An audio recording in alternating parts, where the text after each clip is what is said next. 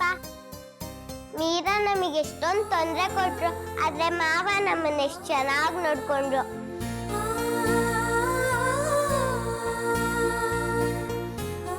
ಪಪ್ಪ, ಮೀರಾ ನಮಗೆ ತುಂಬಾ ಹಿಂಸೆ ಕೊಟ್ಲು.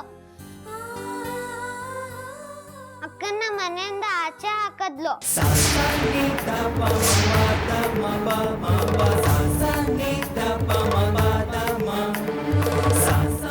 ಅನಿಯ ಇಶು, ಈಗ ವಿಷಯ ಎಲ್ಲ ಯಾಕೆ, ಸುಮ್ಮನೆ ಇರಿ. ಇನ್ನು ಯಾಕಮ್ಮ ಮುಚ್ಚಿಡ್ತೀಯ? ರಾಘವ, ಅದಿತಿ ನಿನ್ನ ಮಗಳಲ್ಲ ಅನ್ನೋ ಸತ್ಯನ ಇಷ್ಟು ವರ್ಷ ನಾವು ಅವಳಿಗೆ ಗೊತ್ತಾಗದೆ ಇರೋ ಹಾಗೆ ಕಾಪಾಡ್ಕೊಂಡು ಬಂದ್ವಿ. ಆದ್ರೆ ಆ ರಾಕ್ಷಸಿ ನನ್ನ ಕಂದನ್ನ ಅನಾಥೆ ಅಂತ ಹೇಳಿ ಮನೆಯಿಂದ ಆಚೆ ತಳ್ಳಿಬಿಟ್ಲು ಕಣೋ.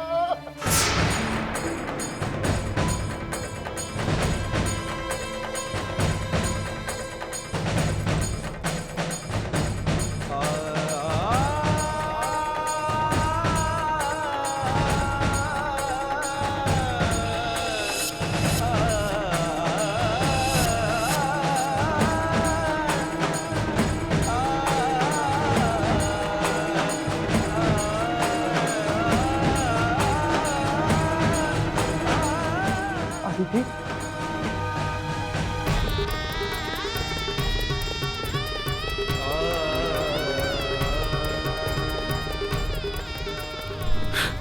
ಅದಿತಿ, ನೀನು ಯಾವತ್ತಿದ್ರು ನನ್ನ ಮಗಳೇಮ್ಮ, ನನ್ನ ಮಗಳೇ.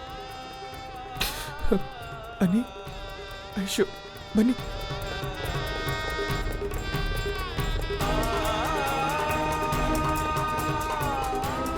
ಬಾಬಾ, ಕಷ್ಟನೇ ಗೊತ್ತಿಲ್ಲದೆ ಅರಮನೇಲಿ ಬೆಳೀತಿದ್ದ ಮಕ್ಕಳಿಗೆ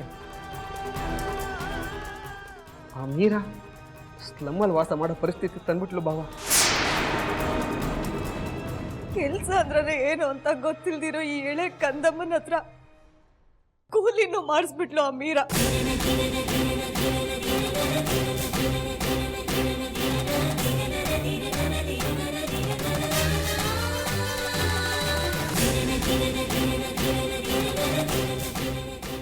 ಬಾವಾ,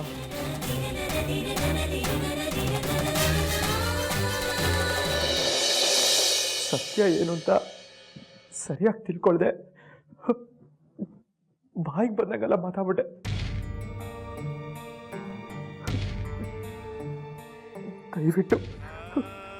ದಯವಿಟ್ಟು ನನ್ನ ಕ್ಷಮಿಸು ಬಾವ. ನನ್ನ ಕರ್ತವ್ಯ ನಾನು ಮಾಡಿದ್ದೀನಿ ಬಾಬಾ. ಕ್ಷಮೆ ಕೇಳೋಂಥ ತಪ್ಪು ನೀನೇನೂ ಮಾಡಿಲ್ಲ. ತಪ್ಪು ಮಾಡ್ದವ್ ನಾನು, ತಪ್ಪು ದಾರಿಲಿ ಹೋಗ್ತಿದ್ದವ್ ನಾನು. ಇಷ್ಟೆಲ್ಲ ಗೊತ್ತಿದ್ರು ಲಕ್ಷ್ಮಿ ನನ್ನನ್ನು ಅಣ್ಣ ಅಂತ ಪ್ರೀತಿಯಿಂದ ನೋಡಿ ನನ್ನ ಒಬ್ಬ ಮನುಷ್ಯನಾಗಿ ಮಾಡಿದ್ಲು ಬಾಬಾ. ಶ್ವೇತಾ ಅನ್ನೋರು ಯಾರೋ ಅವ್ರ ಕೆಲ್ಸದ ವಿಷಯದಲ್ಲಿ ತೊಂದರೆ ಕೊಟ್ರು ಅಂತ ಅವ್ರನ್ನ ಸಾಯಿಸಕ್ಕೆ ಅಂತ ಹೊರಟಿದ್ರಂತೆ. ಇನ್ ನಿಮ್ ವಿಷಯದಲ್ಲಿ ಏನ್ ಮಾಡ್ತಾರೆ ಅಂತ ನೀವೇ ಯೋಚನೆ ಮಾಡಿ ಮೇಡಮ್. ಅಷ್ಟೇ ಅಲ್ಲ, ನಾನು ಅದಿತಿನ ಕರ್ಕೊಂಡು ಹೋದಾಗ ನನ್ನ ಫ್ರೆಂಡ್ಸ್ಗೆ ನಾಯಿಗೆ ಹೊಡೆದಂಗೆ ಹೊಡೆದಿದ್ರಂತೆ. ಆಗ ಅವ್ರ ಕೋಪ ಹೇಗಿರತ್ತೆ ಅಂತ ಕೇಳಿದ್ದೆ ಅಷ್ಟೇ. ಈಗ ನನ್ನ ಕಣ್ಣಾರೆ ನೋಡಿದೆ ಮೇಡಮ್.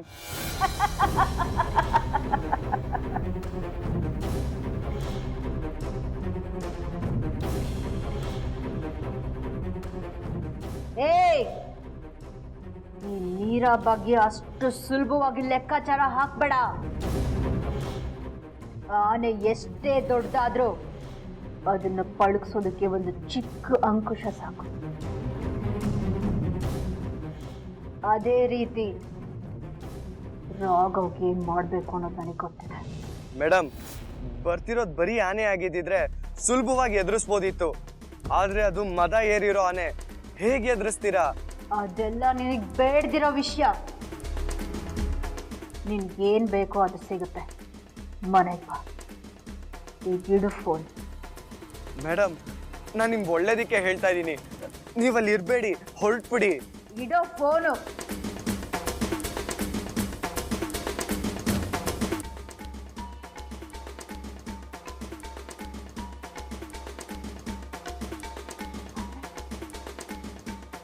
ಅಕ್ಕವ್ಗೆ ನನ್ನ ಬಗ್ಗೆ ಎಲ್ಲ ಗೊತ್ತಾಗೋಯ್ತು. ಅವ್ನು ನನ್ನನ್ನು ಹುಡ್ಕೊಂಡು ಬರ್ತಿದ್ದಾನ. ಕೂಡಲೇ ನನ್ನ ಕೂಗಾಡ್ತಾನ, ಬೈತಾನ, ಹೊಡಿತಾನ, ಸಾಯಿಸ್ತಾನ.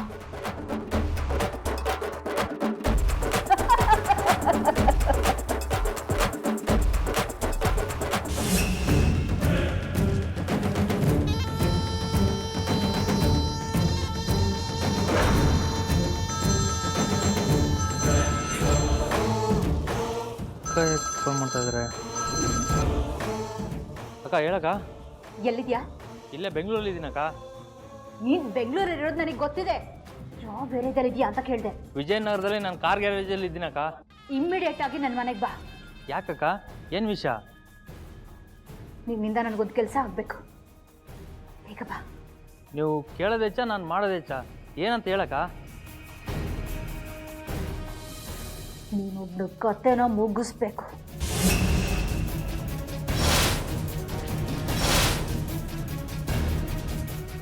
ಅಕ್ಕ ಏನಕ್ಕ ಹೇಳ್ತಾ ಇದೀಯಾ? ನಿನ್ ಜೊತೆ ತಮಾಷೆ ಮಾಡ್ತಾ ಕೂತ್ಕೊಳ್ಳೋದಕ್ಕೆ ನನ್ಗೇನು ಬೇರೆ ಕೆಲಸ ಇಲ್ಲ ಅನ್ಕೊಂಡಿದ್ಯಾ? ಹೇಳ್ದಷ್ಟು ಮಾಡು. ಈಗ ಕೆಲಸನೆಲ್ಲ ಮಾಡ್ತಾ ಇಲ್ಲಕ್ಕ. ದಯವಿಟ್ಟು ನನ್ನ ಕ್ಷಮಿಸ್ಬಿಡಿ. ಏಯ್, ನಮ್ಮ ಅಣ್ಣ ಮಾಡಿದ ಸಹಾಯನ ಮರ್ತ್ಬಿಟ್ಯಾ? ನಿನ್ನಿಂದ ನನಗೀಗೊಂದು ಕೆಲಸ ಆಗ್ಬೇಕು, ನಿನ್ ಮನೆಗೆ ಬರ್ತಾ ಇದೆಯಾ ಅಷ್ಟೇ. ಮದುವೆ ಆದಮೇಲೆ ಆ ಕೆಲಸಕ್ಕೆಲ್ಲ ಹೋಗ್ತಾ ಇಲ್ಲಕ್ಕ. ಮಕ್ಕಳಾದ್ಮೇಲೆ 2-3 ಸಲ ಜೈಲಿಗೆ ಹೋಗಿ ಬಂದೆ. ಅದಾದಮೇಲೆ ಅದು ಸವಾಸನೆ ಬೇಡ ಅಂತ ದೂರ ಇದ್ದೀನಕ್ಕ. ನನ್ನ ಸಂಸಾರಕ್ಕೋಸ್ಕರ ಬದಲಾಗಿದ್ದೀನಿ. ದಯವಿಟ್ಟು ಒತ್ತಾಯ ಮಾಡ್ಬಿಡಕ್ಕ. ಏಯ್, ಒಂದು ಫೋನ್ ಮಾಡಿದ್ರೆ ಸಾಕು, ಎಲ್ಲಿದ್ರು ಬಂದು ನನಗೆ ಹೆಲ್ಪ್ ಮಾಡ್ತಾನೆ ಅಂತ ನಮ್ಮ ಅಣ್ಣ ನಂಬಿಕೆಯಿಂದ ಹೇಳ್ದ. ನೀನ್ ನೋಡಿದ್ರೆ ಹುತ್ತನ್ ತರ ಮಾತಾಡ್ತಾ ಇದ್ಯಾ. ನಮ್ಮ ಅಣ್ಣ ಹೊರಗೆ ಬಂದ್ಮೇಲೆ ಏನಾಗುತ್ತೆ ಅಂತ ಗೊತ್ತು ತಾನೆ? ಗೊತ್ತಕ್ಕ. ಅಂದ್ರೆ ಗೊತ್ತಿದ್ದು ಹೀಗೆಲ್ಲ ಮಾತಾಡ್ತಾ ಇದ್ಯಾ? ನೀನ್ ಯಾವೊಂದು ತಲೆ ಹೊಡೆದು ಜೈಲ್ಗೆ ಹೋದಾಗ ನಿನ್ನನ್ನು ಬಿಡಿಸೋದಕ್ಕೆ ನಮ್ಮ ಅಣ್ಣ ಏನೆಲ್ಲ ಮಾಡ್ದ ಅಂತ ನೆನ್ಪು ಮಾಡ್ಕೋ. ಅಣ್ಣ ಮಾಡಿದ ಸಹಾಯನ ನಾನು ಸಾಯೋವರೆಗೂ ಮರೆಯಲ್ಲ. ನೀನು ಋಣದ ಬಗ್ಗೆ ಮಾತಾಡ್ತಾ ಇದ್ಯಾ?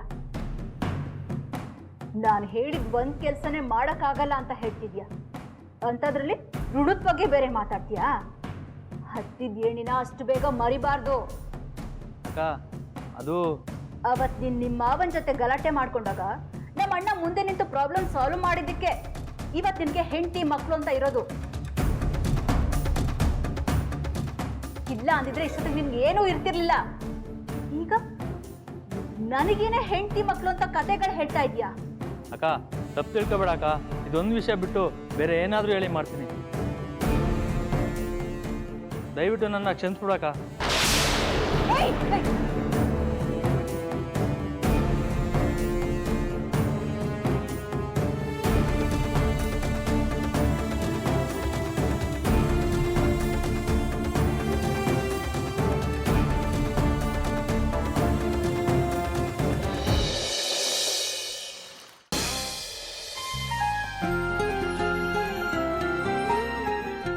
ಲಕ್ಷ್ಮಿ, ನಿಧಾನ ಕಣ್ಣು ಓಪನ್ ಮಾಡಿ ನೋಡಿ.